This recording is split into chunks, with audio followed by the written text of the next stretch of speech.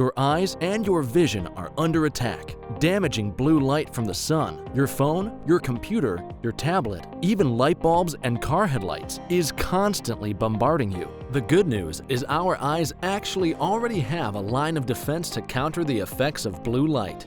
This defense is made up of 3 pigments called carotenoids. MacuHealth with Micronized, the only supplement with the exclusive patent on all 3 macular carotenoids and Micronized technology. With more screen usage and indoor time, myopia, also known as nearsightedness, is increasing and getting worse in children. Now, certified eye doctors can prescribe MiSight One Day, the first and only FDA-approved soft contact lens to slow myopia progression in age-appropriate children. Visit CooperVision.com to find a Brilliant Futures certified eye doctor near you. Do your patients know what presbyopia is? There are people who are afraid of the press.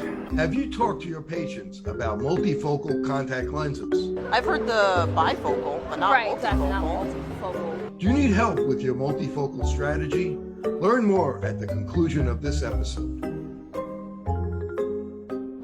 Hello and welcome to the Dr. Kerry Gelb Open Your Eyes podcast. If you're new here and enjoy our interviews, please hit like, subscribe, share, and don't forget to click the bell so you never miss an episode. We also welcome your feedback. Leave a comment or email me directly at drkerrygelb@gmail.com. Great news, you can now watch our full-length documentary, Open Your Eyes, on Amazon Prime, Apple TV, iTunes, Google Play, and YouTube Movies and Shows. And be sure to visit my new website, wellness1280.com, your hub for all guest links, shows, archives, and the latest wellness info. Today's episode is about one of those most widely researched yet misunderstood supplements in health and performance, creatine. We all know creatine as a go-to for athletes to build strength, enhance muscle growth, and speed recovery. But what if I told you it also improves brain function, supports bone health, and may even play a role in healthy aging? To explore these powerful effects, we're joined by one of the world's leading researchers in the field, Dr. Darren Candow. Darren is a PhD. He is a respected expert in exercise physiology with a specific focus on how lifestyle, nutrition, and creatine supplementation impact muscle, brain, and both health across the lifespan. Dr. Candow, welcome to the Dr. Kerry Gelb podcast. Thank you so much for having me. Dr. Candow, what really intrigues me is there probably 2.5 million studies done every year, but it takes about 17 years before important research that you do gets to the masses of the doctors. So basically the doctors, we use experience, but we also rely on new research and research to help our patients. I'm very interested. You've done over 150 research papers. Number one, what was your favorite, most impactful paper that you did? Oh, geez, that's an excellent question. You know, it's probably actually a recent one. Me and a colleague in 2023 published a 2-year clinical trial on creatine in postmenopausal females. And it took over a decade to do the study and to disseminate the research. And, it didn't come out with a huge impactful effect on bone geometry, but it did show some preservation effects to postmenopausal females. And I think that has lots of applications for that segment moving forward. And where it took so long, so much money, so many hours in the lab, I think that was one of the biggest impactful papers. It was recently published in Medicine, Science, and Sports and Exercise. And also with that, it's the evolution of just not from muscle, but we're now starting to look at creatine into bone, and we'll talk about cognition. And I think the other one that comes to mind is very interesting. We sort of get so many myths and questions about creatine that I sort of spearheaded a 2-part paper series called Myths and Misconceptions About Creatine Supplementation. And those are both published in the Journal of International Society of Sport Nutrition. And those have gotten downloaded quite a bit, almost 500,000 times, the first one, and viewed. So those seem to have some big impacts. But that's a really good question. Geez, when I go back over it, but those are the ones that come to mind. Yeah. So, as a doctor, I'm an eye doctor, Mhm. of course, but as a doctor, the doctors that work in exercise physiology, Yeah. of your papers, what's one of the findings that you had, or one of your papers that you wished that the exercise physiologists and the physiatrists would Mm. incorporate into their practice that they're not yet? That's a really good question. And it's actually a non-creatine paper. I think it came from my dissertation in 2005. And me and my mentor show compared to younger males that older males have reduced power, strength, and velocity, not only in the upper body, but the very interesting thing is it was substantially reduced in the lower body, not only at slow speeds, but especially at fast speeds. So that's supported evidence that as we get older, we lose type 2 muscle fibers. But more importantly, we're actually losing functionality and strength below the belly button, so to speak.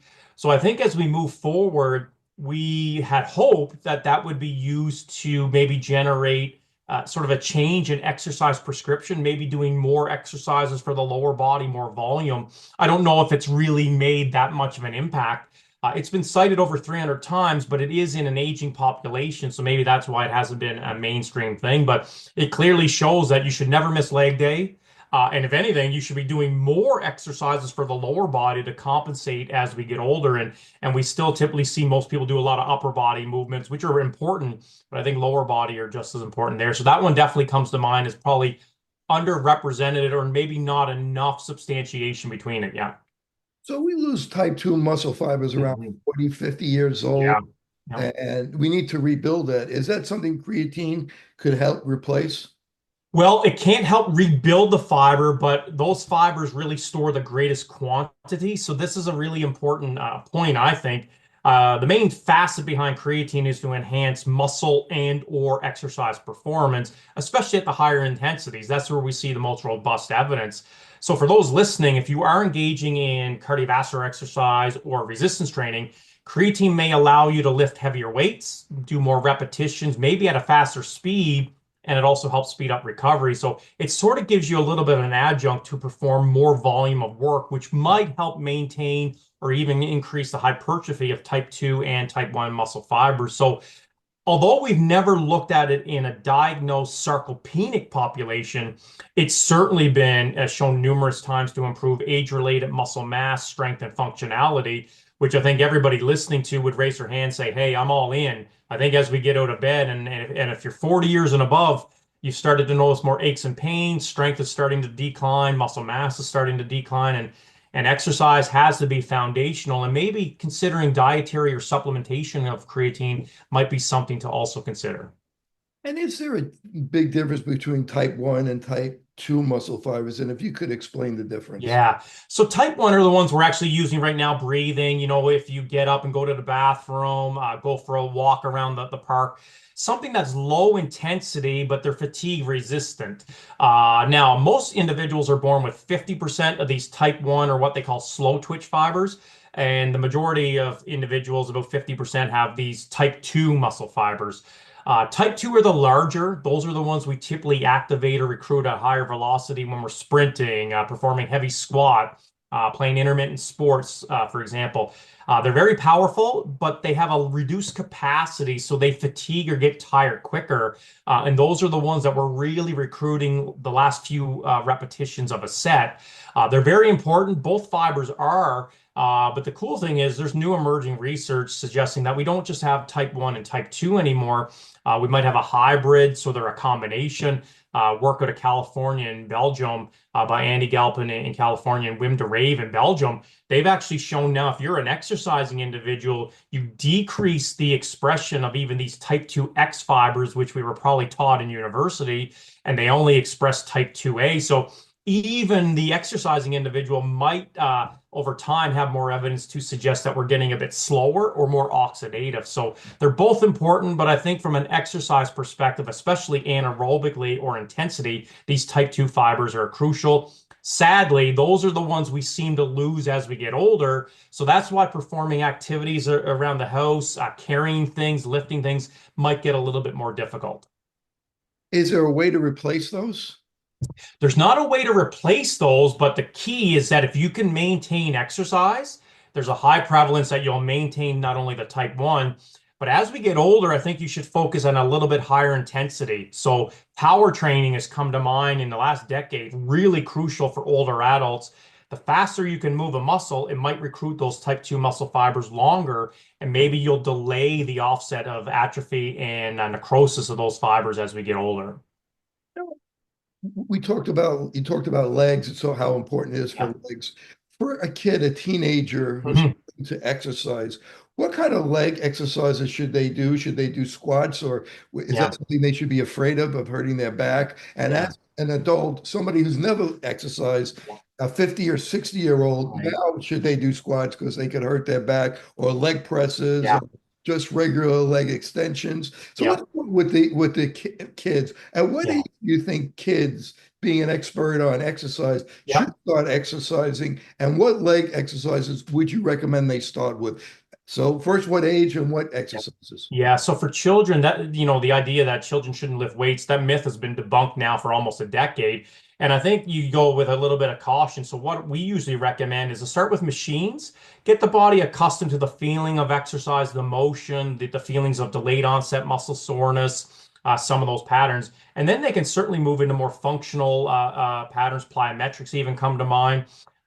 So really, if they have a good base, they can progress upwards over there. I don't think you would start a child right out of the get-go with a free weight squat, because that could be very dangerous, and/or movement patterns need to be established.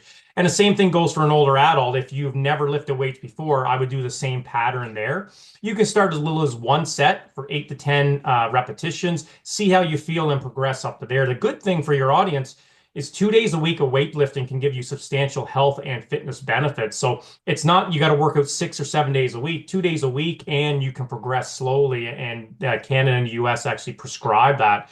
But I always would start with machine-based, rubber bands, or anything that causes mechanical stimuli to you in a safe manner, and then progress in a slow manner over time. And what do you think of deadlifts? So deadlifts, squats, power cleans, they're all effective movements because the body has to lift something. So the key is, if you have proper technique, adequate breathing, you understand the principles of the movement, as you progress over time, I see no reasons why any exercise can't be effective if done properly. For sports, you watch baseball on television. My son is 15, he plays baseball, and they all have big lower bodies, big butts, big legs. They concentrate more on that than the upper body, although, of course, their upper body is very strong as well. Right. Professional athletes. Is that the new trend now? As you mentioned, working on your legs, working on having that big butt for power? Yeah, everything is sort of from the ground up. The vector velocities come from the biggest muscles in the body, which are in the lower limbs. And if the power is stable from a gravity perspective, they can sort of transition into any type of rotation, or in your case, your son's case, swing speed velocity with the bat. Or I look at Rory McIlroy now, like these professional golfers who we think, oh, this must be just upper body because they're swinging the club there. All the power is coming from the lower limbs. It's amazing. So most sports are driven from the ground up and not from the top down, which we typically see in the mirror or from an outward perspective.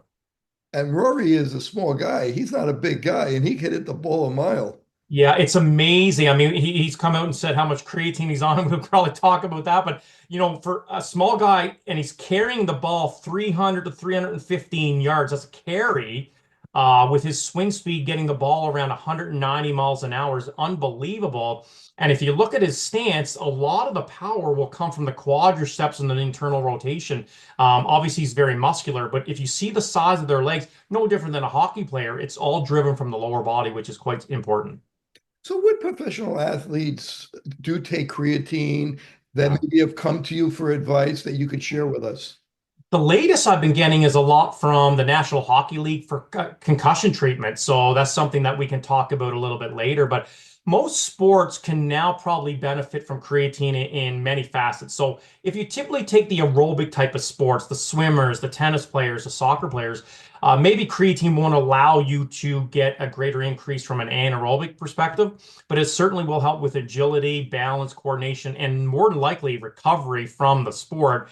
if those are engaged, I think of professional football, the offensive lineman or someone like that wanting to get bigger, stronger, faster, that's where the most robust evidence from creatine comes. So, even weight cutting, I think a UFC or boxing, especially from the head impacts, we'll talk about that shortly, but there's not a lot of sports out there that may not get some avenue or benefit from creatine from either recovery or from a performance perspective. Yeah, I mean, there was a study about head injuries with Yes. and creatine. That Yeah. creatine was helpful. That we'll definitely get to that. Yeah. But Especially in the NFL. Yeah. Yeah. but I do I got to go back to the beginning. We Okay. what creatine is. Yeah. That is made of arginine, Yeah. glycine, and methionine. So does Right. that mean creatine is really a peptide? It's kind of a tripeptide of the three amino acids, but it's involved, those amino acids are involved in reactions. So there's two major enzymes in the kidney and liver. So it's uses those three amino acids to form this molecule called creatine. And of course, those amino acids are non-essential and essential. So we don't call it an amino acid, we call it a nitrogen containing compound. Okay, and so it's kind of like a peptide, but you wouldn't call it. So Yeah, it's very unique. It has its unique identity. Some people call it an amino acid, but when you look at the R chain, it's not an amino acid. It's more of a nitrogen containing compound. Yeah. we're up against a quick break, but don't go anywhere. We'll be right back with exercise physiologist Dr. Darren Candow.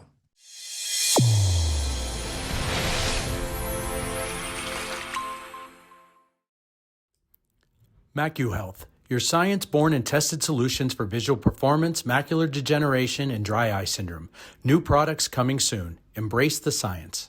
So, and I know my audience is going to be scratching their head right now Okay. to know the difference between creatinine Yes. is a byproduct of muscle metabolism and Yeah. creatine. So if you could explain the difference, and does Yeah. creatine come from creatine? Yeah, excellent. So creatine, we can get it through the food, or when it's taken into the body, it goes to our cells. And most people have heard of adenosine triphosphate or ATP. And what creatine really does is help maintain ATP, the energy currency of our cell, so we can perform activities of daily living or exercise a little bit more. But when creatine is used in the cell, primarily muscle, it doesn't get released from the muscle as creatine. It gets released as a metabolic byproduct. It's non-enzymatically created or converted in the form of creatinine. So when people say, "Oh, that was on my doctor's blood requisition form," I'm like, exactly. They use creatinine, also referred to as serum creatinine, to use that as an indicator of kidney function. So think of creatinine as a byproduct. It gets into the blood, and essentially it just goes through normal circulation, goes to our renal system, and then gets excreted down the toilet in the urine. So when you're on creatine supplementation, it's a good idea to tell your doctor, "I'm on it. If you see my creatinine slightly elevated, that's probably what's happening." Unfortunately, a lot of times people will take creatine supplementation. Their creatinine levels may go high. That's an indirect meaning saying, "Wow, my kidneys are not filtering it. Maybe I'm in kidney stress." And that's usually not the case. It results in a false positive or just anxiety to the person. So again, creatine and creatinine, they go hand in hand, but they're not the same molecule. Yeah, the healthy levels of creatinine is, I think it's about zero point 0.6 to 1.2 Right. milligrams per DL. Yeah. So what can we expect of someone's taking, a lot of creatine every day? Yeah. And we're going to Yeah. talk about dosage. Yeah. How much higher than 1.2 do you think would be a false positive? How high would it get? Yeah, I think anything above the outside the normal range, the doctor gets a little concerned because typically now creatinine can also come from dehydration, excessive meat intake, and or excessive exercise. So it's not just creatine supplementation, but my understanding is anything above the normal reference range, the doctor gets a little hesitant and they'll say, "Go off creatine, see if those numbers come back to baseline." And if they do, then you know it's just the metabolism of creatine. And creatine stored in the muscles, right? And it produces energy. Yeah. So how much creatine does the body make a day? Mhm. And where is the creatine made in our body? Yeah, so we are producing about 1 to 3 grams, depending on genetics and your variability on average a day. It's only produced in two areas, the liver and also the brain. We can consume about 1 to 3 grams also through the diet. Now, the important thing is that creatine is only found in animal flesh. So red meat, poultry, but seafood, the fattier and colder water fish have the highest concentrations. So for those listening that are vegan, vegetarian, you're not getting any dietary creatine, you're relying on your natural body's production. So on average, we produce or consume anywhere between 2 to maybe 5 or 6 grams. We can excrete in the form of creatinine about 1 to 3. So you have a small net surplus. Is that dose required or effective enough to cause the health benefits?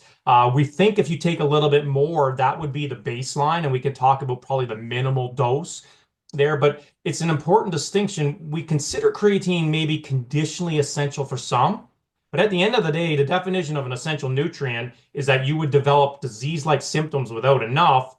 And then vegans and vegetarians live long, healthy lives. So if you're synthesizing a minimal amount, you'll probably get the minimal efficacy. If you take a smaller, greater amount, you'll get greater effects.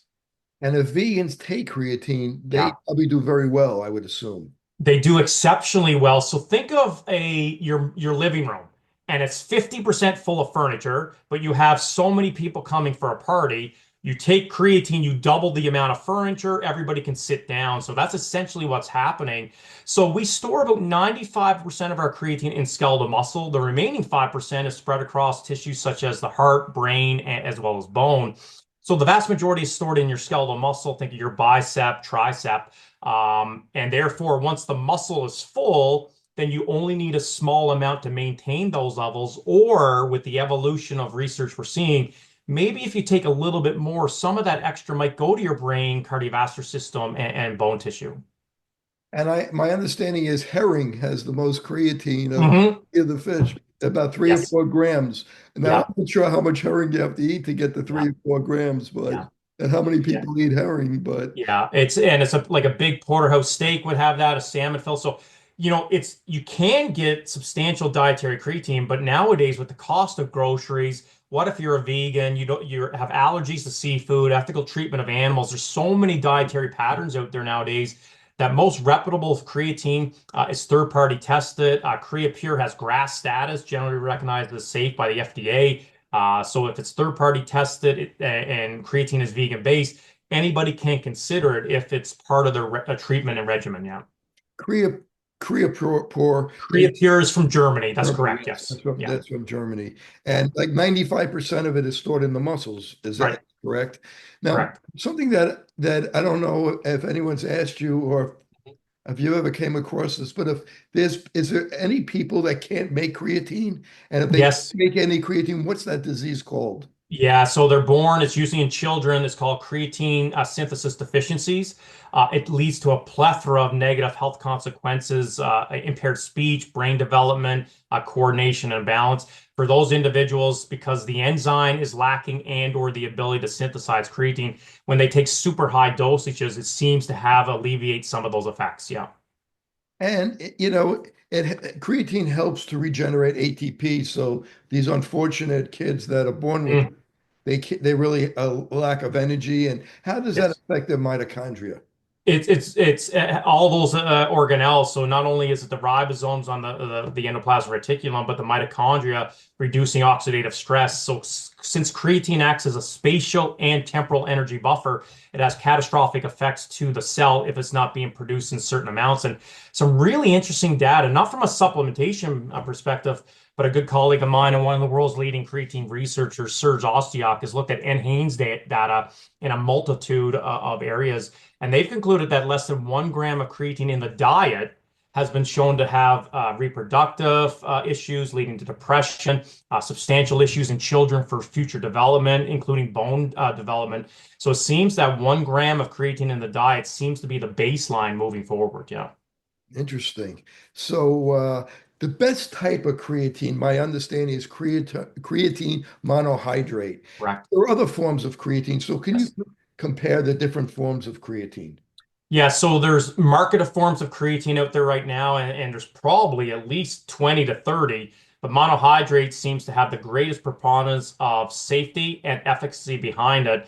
And I think because creatine monohydrate is simply creatine linked to water, and when creatine will go through your GI tract, the water diffuses, and then you're left with the molecule that's very similar to what's being produced in the liver and kidney or brain. And that's why we can maintain the efficacy that our body identifies with it, and it seems to be safe and effective over time. And how is calcium involved that creatine helps get calcium into the cell to be Yeah. stored? If you could explain that and why that's why that's important. Yeah, it seems to be at this area of the cell called the sarcoplasmic reticulum, and not to bore the viewers too much, but that's the little pouch, if you will, in our skeletal muscle fibers that stores thousands, if not millions, of molecules of calcium. And creatine helps take up calcium to recycle it quicker to allow muscle contraction to occur. So the thought is having more creatine that might speed up calcium recycling, allowing the actin and myosin cross bridge to cycle quicker, and that might allow or help explain why an individual would likely get an improvement in muscle performance. That's one of the mechanisms. Oh yeah, there was a new study. There was a study that was recently published in the New York Post that was kind of negative on creatine. Yep. But if you read the study, it really isn't negative on creatine. I Right. read it, and it really just talks about the fact you should be on 5 grams. So Yeah. I don't know why they interpret it that way, but if you could clear that up for us. Yeah, I was actually a co-author on that study, and it's gotten a lot of negative press. And I'm not sure why, but I think what happened is this was designed to see the effect of creatine before you start weight training, to see the effect of creatine on net water accumulation. So one of the biggest issues when you're measuring lean body mass, and most of the techniques that we use, lean body mass is on average about 50% muscle, but 50% means it's coming from water, organs, bloods, things like that. And all we wanted to see was that could 5 grams of creatine before you start lifting weights cause any effect that might mask the benefits of resistance training. And sure enough, that 5 grams of creatine for 7 days beforehand increased lean body mass by about 1 to 2 kilograms. So therefore, any treatment effect over time with placebo would be very difficult to overcome. So it did not show any negative effects. If anything, it supported the cellular hydration effects where we think all the benefits of creatine come in. Okay. So you talked about the different about creatine monohydrate as being the best form. Now, there's how about the micronized creatine? What's with that? Yeah, so that's an easier way. Some people complain that normal creatine monohydrate, it has a little bit of grittiness at the bottom of the glass in water. They found some issues with maybe palatability. So micronized or ultra filtered is simply just recycling the creatine so it gets really, really fine and fluffy. The weight of it is quite a bit less. So micronized creatine or ultra filtered, you might have to take a little bit more volume, but it seems to dissolve a lot easier. And that's to sort of tackle some individuals say, I don't like that little bit of grittiness at the end of the water bottle or whichever it is. At the end of the day, it's still creatine monohydrate coming into the body. And creatine increases intracellular water. So we're getting fluid into the cells. Now, this happened to me when I started using creatine when I was in high school. It made me a lot stronger. I have to say, I was able to lift a lot more weight. Uh, and it definitely made me stronger. But I felt that because I got so much stronger, I tore one of the ligaments or the tendons in my doing bench Right. press. So, can you talk about that as a possible side effect? Well, one of the ideas is that creatine increases the cellular hydration of the cell, and that's sort of unleashes the cascade of effects of satellite cells, growth factors, things like that. But the volume to the correlation between that and muscle damage is not supportive. If anything, it goes in the opposite way. So what could have happened is maybe you were getting a little bit stronger, had a little bit more energy, and wanted to lift more weights, and that could be some of the effects there as well. Talk about taking it before exercise, after exercise, or even taking it during exercise. When is the Yeah. best time to take it? Well, actually, you hit the nail on the head. All three of those are very viable. We've actually shown now that there's no real difference in the timing since creatine needs to accumulate into the cell. You can take it in the morning, in the evening even, but I usually recommend in close proximity to exercise. So we've actually shown in our lab taking it before exercise, during, and after exercise are three very viable ways and times to take creatine there. I personally take about 5 grams with my breakfast in the morning, and then I put 5 grams in a water bottle during my workout.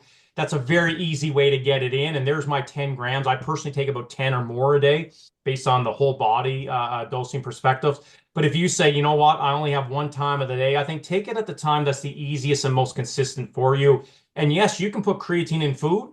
There's no reason why you can't. I wouldn't put it in a lot of acidic beverages throughout the day. That just might be a little bit more inconsistent. But if you need to put it in your coffee in the morning, if it has less than 300 milligrams of caffeine, great. If you want to put it in food, whichever it is, that's totally fine. And I use it in my shake. I know a lot Yep. of people use it. Is there a problem putting it in a blender, the powder? No, if anything, you'll get a synergistic effect from the insulin from either whatever carbohydrates you're putting in there. If you put berries or whichever, great. If there's protein, that's even better. There's been a few studies showing that the combination of creatine and whey protein, especially, has led to superior gains in lean tissue mass and muscle strength compared to protein or creatine alone. So I put 5 grams in a very high Greek yogurt breakfast, and then I'll put 5 grams in water a little bit later on. So again, I like the protein effect there as well.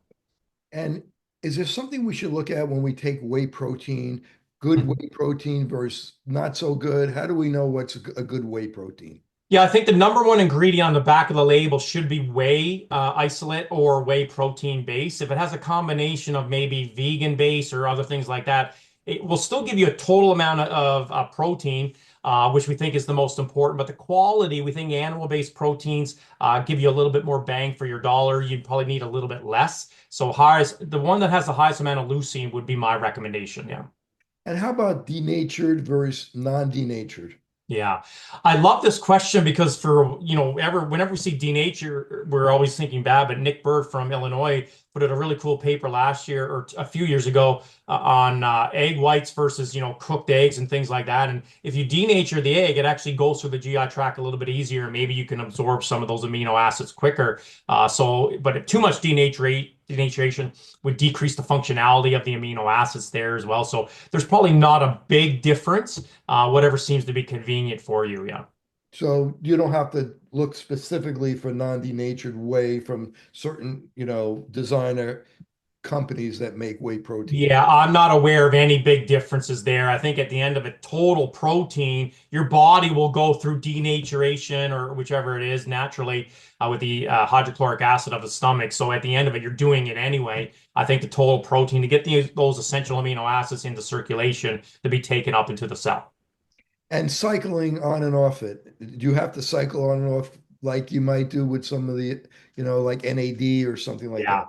You mean in forms of creatine or protein? A creatine. Yeah, so the thought was maybe we should cycle it because once your muscles get full, if you keep taking high amounts, you're just excreting it in down the toilet. But now that we know that creatine is going to other tissues, our evidence or my personal recommendation is you do not need to cycle it. I think you should be considering it on a daily basis, not just on the days you work out. Think of it almost like a multivitamin. There's no evidence to suggest you do need to cycle it, but of course, we don't know if there's superiority between continuous or cycling. Now, we talked about exercise before with kids. I forgot to ask you this question. People my age, there was a rumor that exercise, weightlifting would stunt your growth. Yeah. Is there any truth to that? No, that's been debunked now for at least 2 decades. And that's why we're hopefully getting information out about evidence-based research. Yeah. Thanks for answering that. Yes. And you mentioned caffeine before, because I know that if you take it with a large amount of caffeine, Yeah. I think 250 milligrams Yeah. Or higher. Yeah. or higher, it could counteract the benefits from the creatine. Yeah. The two best studies come out of Europe. They both use 5 milligrams per kilogram. So if you say the average person is 70 kilograms, that's 350 milligrams of anhydrous caffeine. So I often get this question, can you mix your creatine in coffee or tea? And based on those papers, the answer is actually yes, because most American, Canadian coffee, a small coffee is about 80 milligrams, a large would be maybe 250. Do we know if 250 will totally degrade creatine? We don't think so, but we don't know. So I usually recommend, if you can split it up, great. If you're having it in a cup of coffee, that's going to be totally fine. The thought is if you took this in a large coffee and you sipped on it all day and you did that for months and months on end, could they interfere? They can, based on these seminal studies, but it's only from a muscle relaxation perspective. We don't actually see any big interference from a muscle growth or power perspective. So I think if that's the best way for you to get it into your body, you get the benefits of caffeine, you get the benefits of creatine, and I see no big issues, especially if the dose of caffeine is at least under 300 milligrams, which most are. And we mentioned the shake before, and we talked a little bit about it. But what would you recommend putting in the shake? The creatine, the whey protein, berries. Yep. What else would you put in? Would you put hemp seed? What would you put in? Yeah, there's a whole concoction that I would consider. So I would use whey protein as a staple.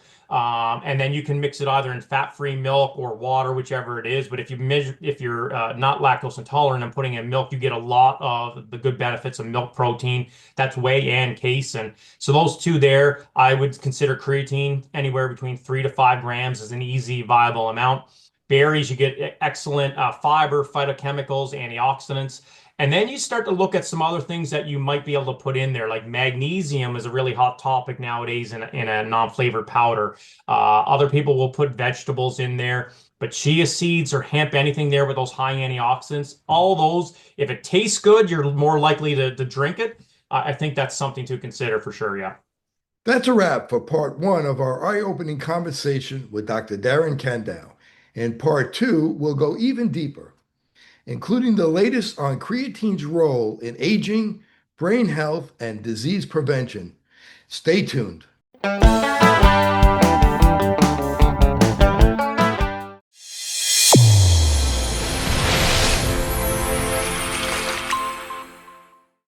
Your eyes and your vision are under attack. Damaging blue light from the sun, your phone, your computer, your tablet, even light bulbs and car headlights is constantly bombarding you. The good news is our eyes actually already have a line of defense to counter the effects of blue light. This defense is made up of 3 pigments called carotenoids. MacuHealth with Micronized, the only supplement with the exclusive patent on all 3 macular carotenoids and Micronized technology. With more screen usage and indoor time, myopia, also known as nearsightedness, is increasing and getting worse in children. Now, certified eye doctors can prescribe MiSight One Day, the first and only FDA-approved soft contact lens to slow myopia progression in age-appropriate children.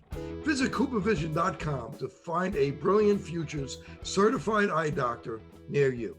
Do your patients know what presbyopia is? There are people who are afraid of the press. Have you talked to your patients about multifocal contact lenses? I've heard the bifocal, but not Right, exactly, not multifocal. multifocal. Do you need help with your multifocal strategy? Learn more at the conclusion of this episode.